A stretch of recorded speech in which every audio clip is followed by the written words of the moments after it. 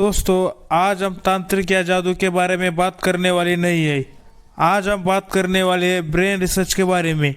John जे मेडिना एक development molecular biologist है जिनका मेन रिसर्च एरिया है isolation and characterization of genes involved in human brain development. John Medina ने अपना maximum professional career mental health को समझने में लगाया है और इसके बाद ही उन्होंने ब्रेन के बारे में 12 रूल्स लिखे अपनी बुक ब्रेन रूल्स में। और आज हम इसी बुक से ब्रेन रूल सीखेंगे, ऐसे मेथड सीखेंगे जिससे ब्रेन की परफॉर्मेंस 34% तक इंक्रीज की जा सकती है। सबसे पहला रूल आता है exercise boost brain power.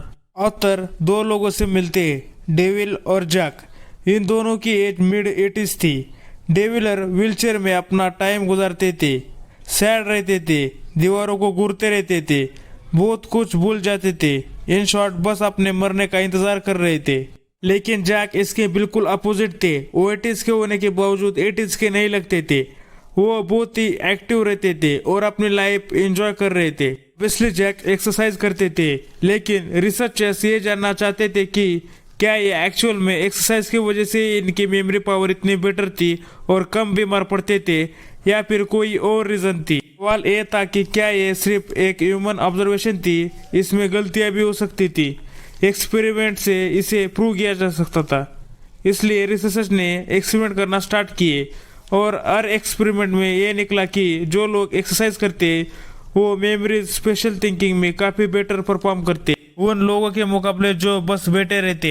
John मेडिना बोलते हैं कि ये इसलिए है कि जब हमारा ब्रेन बनाया गया था एक ऐसी बॉडी के साथ जो हजारों साल पहले 12 माइल्स पर डे चलती थी, इसलिए हमारा ब्रेन ज़्यादा परफॉर्म तब करता है जब हम एरोबिक एक्सरसाइज करते हैं, यानी जिसमें हमारा हार्ट रेट इंक्रीज होता है। ये इसलिए होता है क्योंकि एक्सरसाइज से ब्रेन में ब्लड पहुंचता है जिसमें ब्रेन को एनर्जी और ग्लूकोज मिलता है जो ब्रेन से जहरीले इलेक्ट्रॉनिक्स को निकाल देता है। पूरे कंसेप्ट पर एक बुक भी लिखा जा चुका है जिसका नाम है Spark the revolutionary new science of exercise and the brain. हमारा सेकंड रूल है the human brain evolved to.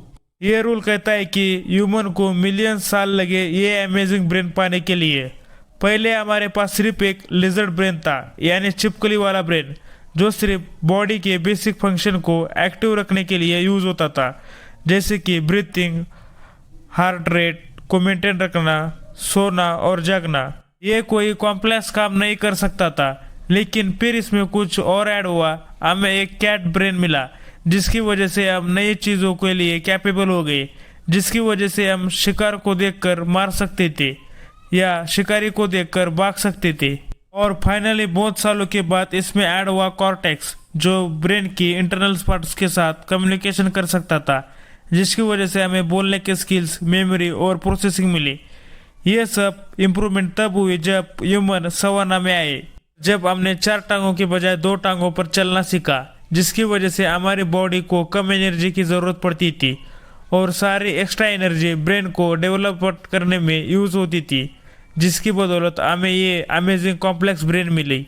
Next rule आता है every brain is worked differently. Michael Jordan, जो कि वर्ल्ड के बेस्ट बास्केटबॉल प्लेयर है, उन्होंने 1994 में बास्केटबॉल छोड़कर बेसबॉल ज्वाइन कर ली थी और जॉर्डन को एक के बाद एक हार का सामना करना पड़ा।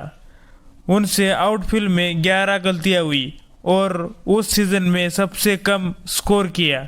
कई लोगों को यह समझ नहीं आ रहा था कि ऐसा क्यों हुआ, क्योंकि बास्केटबॉल और बेसबॉल में काफ़ी स्किल मैच करती है। रिसर्चर्स कहते हैं कि ये इसलिए हुआ क्योंकि जो भी चीज़ हम बॉडी के साथ करते, फिजिकली करते, उसके अकॉर्डिंग हमारे ब्रेन की वायरिंग चेंज होती है। इसलिए अगर 2 लोगों के साथ एग्जैक्टली सेम इंसिडेंस भी हुई तो भी उनके ब्रेन में सेम जगह पर सेम तरीके से सेम इंफॉर्मेशन स्टोर नहीं करते। नेक्स्ट रूल आता है we don't pay attention to boring things. बहुत ही अमेजिंग रिसर्च में रिसर्चर्स को पता चला कि एट द टाइम सिर्फ और सिर्फ हम एक ही चीज पर फोकस कर सकते हैं, यानी मल्टीटास्किंग के लिए हम बने ही नहीं है।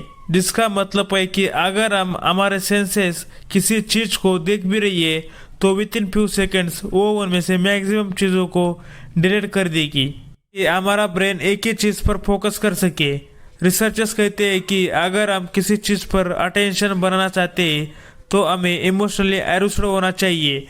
इसलिए हमें टीवी पर दिखाए जाने वाले एडवर्टाइजमेंट इमोशनली होते हैं ताकि हमें वो याद रहे। नेक्स्ट ब्रेन रूल आता है repeat to remember.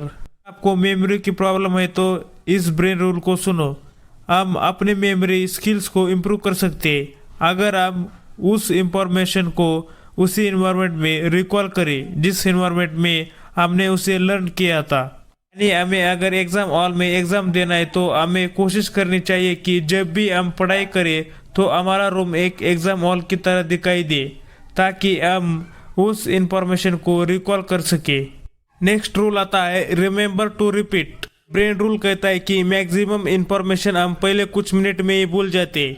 Long term memories hippocampus और कॉर्टेक्स की कम्युनिकेशन के दौरान बताइए। हमें लॉन्ग टर्म तक के लिए चीज़ें याद रखनी है तो हमें उस इंफॉर्मेशन से रिलेटेड और चीज़ों याद करनी चाहिए और साथ में हमें इंफॉर्मेशन को इक्वल टाइम के बाद रिवाइज करते रहना चाहिए।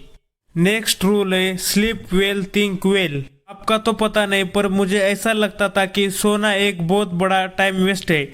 जितना नंबर ऑफ आवर्स मैं स्टडी को दूंगा उतना ज़्यादा मैं अचीव कर पाऊंगा और मैं बहुत कोशिश करता था कि मैं कम से कम सोया करूं।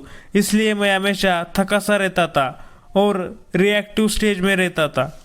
बट साइंस ये प्रूव कर चुकी है कि जितना हम कम स्लीप लेंगे उतने ज़्यादा निगेटिव कंसेप्ट हमारे साथ हो सकते हैं। कम स्लीप से हमारे इंटेंशन कम हो जाती है, हमारी मेमोरी पर निगेटिव इफेक्ट पड़ते हैं, हमारा मूड खराब हो जाता है और साथ में ही बॉडी मूवमेंट रिलेटेड बीमारियां भी हो सकती है। एक स्टडी में रिसर्चर्स ने यह शो किया अगर नासा के पायलट्स 26 मिनट का एक नैप भी ले लेते तो उनकी परफॉर्मेंस 34% तक इम्प्रूव की जा सकती है।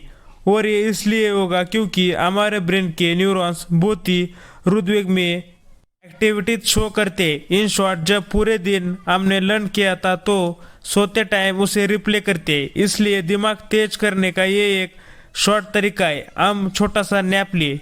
हमारा नेक्स्ट ब्रेन रूल है stressed brain don't learn the same way. Imagine कीजिए कि आपके फैमिली से कोई बीमार है और उसे आप और आपकी फैमिली मेंबर्स हॉस्पिटल में ले जा रहे हैं। ऑपरेशन के लिए उन्हें ऑपरेशन रूम में ले जाया जाता है। आप ऑपरेशन रूम के बाहर वेट कर रहे हैं और वहाँ पर आपको कोई सवाल पूछता है, क्या आप 86,51,277 को 2 से मल्टीप्लाई कर सकते हो क्या, और वो भी विद इन 5 सेकंड्स। तो ऑब्वियसली हमारा ब्रेन इस कैलकुलेशन को नहीं कर पाएगा क्योंकि वो स्ट्रेस्ड है। और ब्रेन रूल भी यही कहती है कि जनरली स्ट्रेस में ब्रेन परफॉर्मेंस डिक्रीज हो जाती है। ये इसलिए होता है क्योंकि हमारा ब्रेन स्ट्रेस के टाइम में एड्रेनालिन और कॉर्टिसोल रिलीज करता है जो कि हमारे ब्रेन को एक्टिव रखती है, लेकिन थोड़े टाइम के लिए। लेकिन लंबे समय तक स्ट्रेस से रिलीज हुआ एड्रेनालिन हमारे ब्लड में स्कार्स डाल देता है जिससे हार्ट अटैक या स्ट्रोक आ सकता है। इसलिए स्कूल में भी कम से कम स्ट्रेस इन्वायरमेंट होना चाहिए। हमारा नेक्स्ट रूल आता है stimulate more of the senses. ये ब्रेन रूल कहता है कि जितनी ज़्यादा हमारे सेंसेस काम में इन्वॉल्व होंगे हमें उतना ही ज़्यादा याद रहेंगे। मान लीजिए कि रिसर्चर्स आपकी आंखों पर पट्टी बांध दे और आपके नॉइज के पास एक नाशपाती का पीस रख दे ताकि उसे आप स्मेल कर पाए, लेकिन आपको वो एक एप्पल का पीस खिला दे। अगर इस कंडीशन में आपसे पूछते हैं कि आपको कौन सा फ्रूट खिलाया गया है तो हम में से मैक्सिमम लोग कहेंगे हमें नाशपाती खिलाया गया है। ऐसा इसलिए क्योंकि हमने नाशपाती का स्मेल किया था, यानी हमने एक सेंस से ज़्यादा यूज़ करी। इसी तरीके से हम स्टडी करते वक्त रूम में परफ्यूम या रूम फ्रेशनर यूज़ करते हैं। जब हम उस परफ्यूम को किसी और जगह सूंघे तो हमें अपने स्टडी रूम की याद आएगी और हो सकता है कि हमें स्टडी करने का मन भी हो जाए। हमारा नेक्स्ट ब्रेन रूल है vision Trump all other senses. ये ब्रेन रूल कहता है कि हमारा सबसे डोमेन सेंस विजन सेंस है क्योंकि विजन हमारे ब्रेन में 50% रिसोर्सेज यूज करती है। यानी हमें सबसे मेमोराइज तब होता है जब हम पिक्चर्स या वीडियोस देखते हैं, ना कि रिटन या स्पोकन वर्ड्स को। इसे प्रूव करने के लिए आप एक एक्सपेरिमेंट भी कर सकते हैं। आप एक बीबी की टांग में एक रिबन बांध दो और उस रिबन को एक बेल के साथ बांध दो। थोड़े टाइम के बाद बेबी को पता चल जाएगा कि जब भी वो टांग हिलाता है तो बेल आवाज करती है। फिर थोड़े टाइम के बाद उस रिबन को काट दो। हर बार बेबी किक मारेगा। अब जब बेबी बार बार किक मारेगा तो बेल की आवाज नहीं आएगी और वो शायद थोड़ी और ज्यादा किक मारे। अब वो थोड़ी देर के बाद बेल को गुरने लग जाएगा। इस एक्सपेरिमेंट का कंक्लूजन यही है कि हमारा ब्रेन पहले से ही एक विजन प्रीलोडेड सॉफ्टवेयर के साथ आता है। नेक्स्ट ब्रेन रूल है male and female brain are different. ये रूल कहता है कि आदमी और औरत का ब्रेन कम्प्लीटली डिफरेंट तरीके से काम करता है।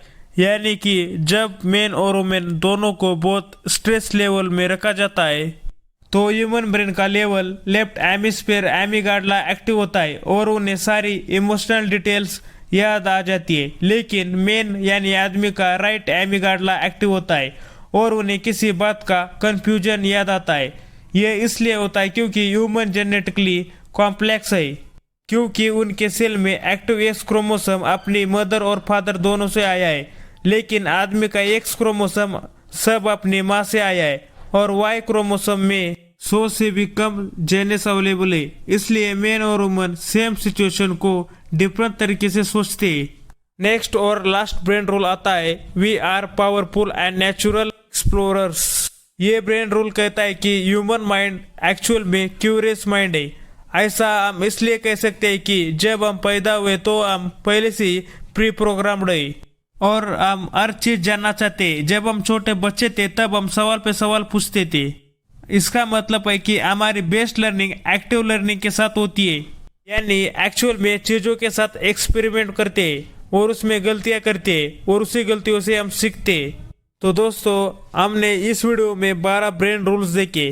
अगर आपको ये वीडियो पसंद आया होगा तो लाइक करके सब्सक्राइब जरूर करना, ताकि ऐसे ही और वीडियोस बनाने के लिए हमें मोटिवेट मिले।